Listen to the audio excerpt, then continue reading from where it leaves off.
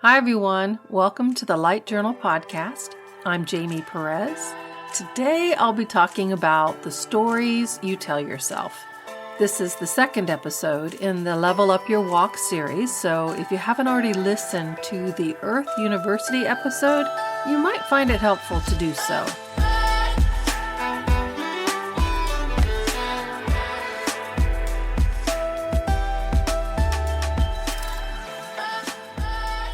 You may not realize it, but you are both the story and the storyteller. Every day, all day long, you're telling yourself stories. You probably don't realize it because it's such a natural part of how your mind works. This reality and all within it is a story. And it's a story everyone is writing, moment by moment, minute by minute, hour by hour. Your human story begins when you're born, and it doesn't stop until you die. That's when you get to watch your life story play out in front of you like a movie, only better. You have the bird's eye view. Just like a storybook or movie, you get to see how your life affected everyone around you, rippling outward to people far beyond your own circle. You don't just watch what happened. You get to experience how your choices made everybody else feel. Now that's what I would call an interactive story. From the ground level, it's easy to see your own story and that there's a bigger story at play. But how often do you recognize you're also an author in that story? Your thoughts are constantly narrating events around you, giving meaning and intention to what you see or feel. You invent motivations and intentions for why you do what you do and why others do what they do. Based on the stories you invent, you then react. This is a really important point. You're not reacting to the people or the situation as they truly are. You're reacting to all the stories you're telling yourself. In most cases, your inner narrative is nothing but imagination run amok. You label people as villains, heroes, and martyrs. You label yourself. You decide what's going to happen, when, and to whom, creating needless worry and anxiety. You set up entire stories about yourself and the world without ever stopping to think, wow, this is all in my own head. I'm making up entire storylines without genuinely knowing the people I'm labeling or the situations I'm inventing. Whether or not it's truly happening in the world doesn't change the fact that it's happening within you. You're experiencing it, the fear, the anxiety, the worry, and everything else, as though it is reality. This is a huge and fundamental concept. Your thoughts shape your life experience. They determine how you see yourself, how you see the world, and how you live.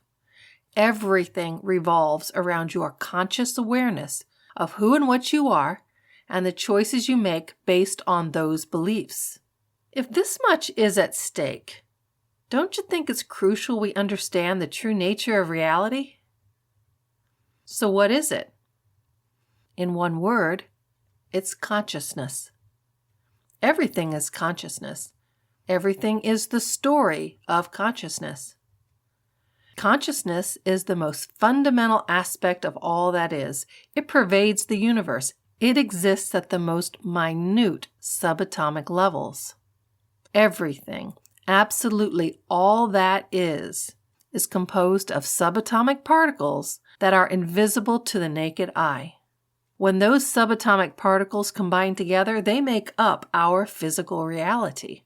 These subatomic particles are both many and at the same time, they're one. This is something quantum scientists have been arguing over for a while, but the basic idea is that reality is an undivided consciousness that creates mass and matter, time and space. That's how you experience physical life. You are consciousness in physical form. You are part of that one overarching consciousness.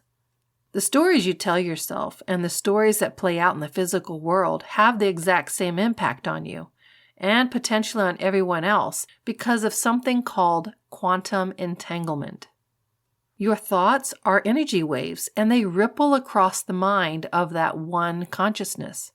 Anything and everything you think or do affects everything else.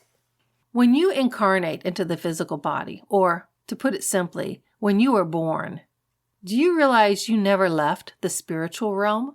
You've simply put on a body, a physical form. Your body was constructed by the one consciousness to create the illusion of space, time, and all the limitations that come with it. Think about that. When you were born, you couldn't control your head, your arms, legs, fingers, toes, or even your bowels. You were completely helpless and dependent upon someone else to keep you alive. Others decided what you needed, when you needed it, and how that need would be satisfied, because you couldn't communicate with anything but crying. So you, as consciousness, went from spaciousness and timelessness to feeling the constraints of both space and time. That feeling is where the story, your human story, begins. So what do you learn when you're born? In the beginning, before your brain becomes capable of abstract thought, you learn all about dependence and helplessness. Others must feed and change you, turn you over, give you baths, and hold you. If your body doesn't get these needs met, it fails to thrive and may actually die. You learn about what your body needs to survive. That includes figuring out what your physical sensations mean. Are you sleepy, hungry, have indigestion, are hot or cold, or need to poo or pee? You have to learn to recognize these bodily sensations. So let's say your body's survival needs are met. Well, that's when you, the consciousness, starts to learn about the limitations of movement. As pure consciousness, your attention could be anywhere at any time. You didn't need to move. But in physical form, movement is essential. You have to learn how to create noises, roll over, grasp things, sit up, crawl, and stand. These are the most basic things that a child needs to learn to independently function in society. You, the consciousness, also begin to distinguish between one person and another, and how their behaviors affect you and your behaviors affect them. You discover that if you cry, you might get held or nursed. If you coo, someone might play with you. If you whimper, well, someone pats you on the back or rubs your belly. You learn that your behaviors affect other people.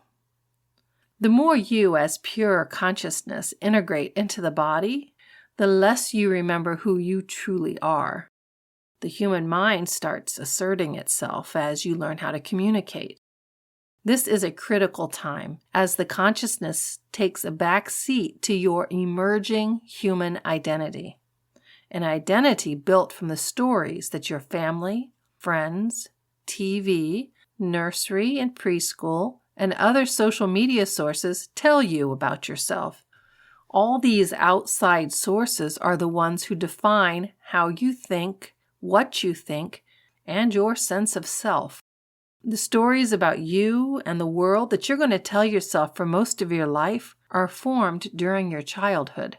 For example, if you hear things like, you're lazy, ugly, fat, stupid, clumsy, can't get anything right, they become like mantras that you repeat to yourself long after those people are gone from your life. In other words, these are stories and self-narratives from your childhood that are ingrained in your mind.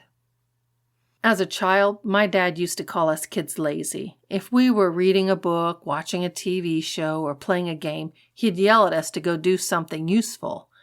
That carried over into my adulthood. I always felt like I had to be doing or producing something, which turned me into a bit of a workaholic. I would feel guilty when I wanted to sit and read, so I'd often read while bathing. I could justify watching TV if I did handcrafts at the same time. But playing games just for the joy of it was difficult, so I rarely indulged in it.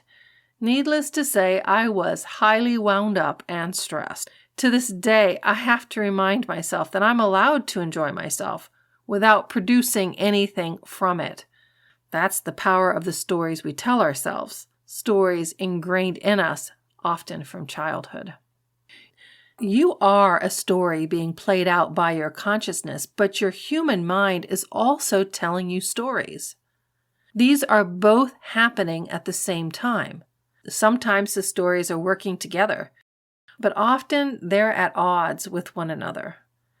I think it's because of human programming. I doubt very many children have been taught that everything in the universe is conscious and aware. Instead, they're taught everything is separate and individual. Children are not generally taught that everything is sacred. Instead, they're taught to label things as either sacred or profane. Human stories are based on the limitations of space and time because the mind took over for pure consciousness. And it's the pure consciousness that knows it is limitless and timeless. But you know what? That's changing. Through the study of quantum mechanics, scientists are beginning to discover the fundamental truth of the universe, that everything is consciousness. That knowledge has a long way to go before it becomes part of the human psyche again. And that's the thing. It was once part of the human psyche.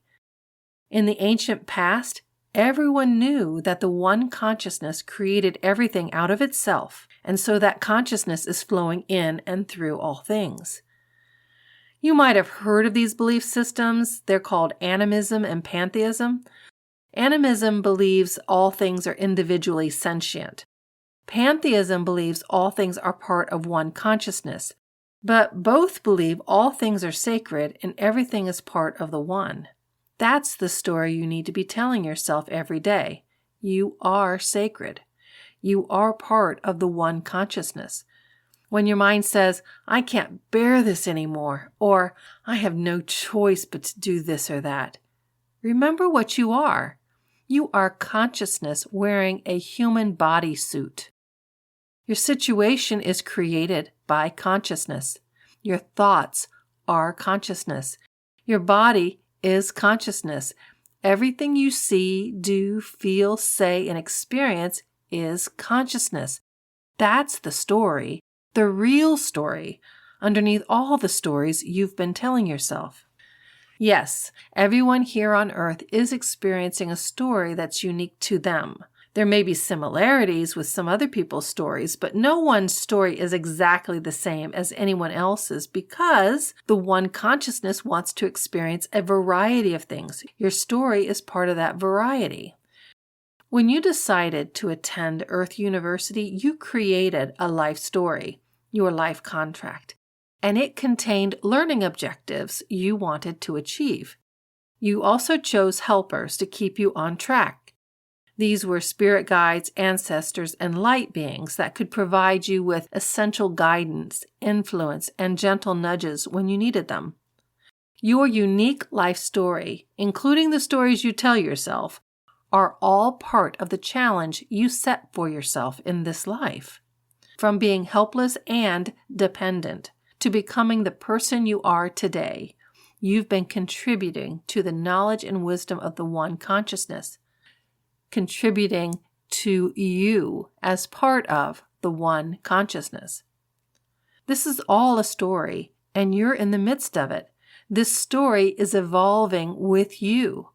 That means there are no mistakes because your so-called mistakes are essential to a good character-driven story plot.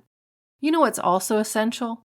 Learning from your so-called mistakes and trying something different the next time. Often that starts by paying attention to what you're telling yourself, then making a conscious decision to change your internal narrative. That's how you grow and evolve. In the very best stories, the main character, you, are faced with seemingly insurmountable problems. But when you finally recognize that your negative self-talk is the real issue, you become more than capable of handling your challenges. Why? because your spirit believed it could overcome whatever situations it designed for you to overcome. It didn't come here to fail.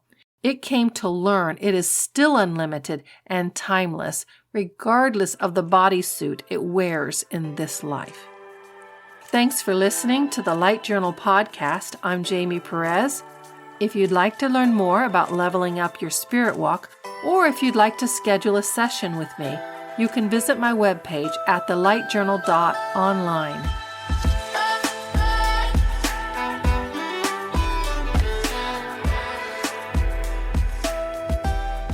Blessings on your journey, everyone.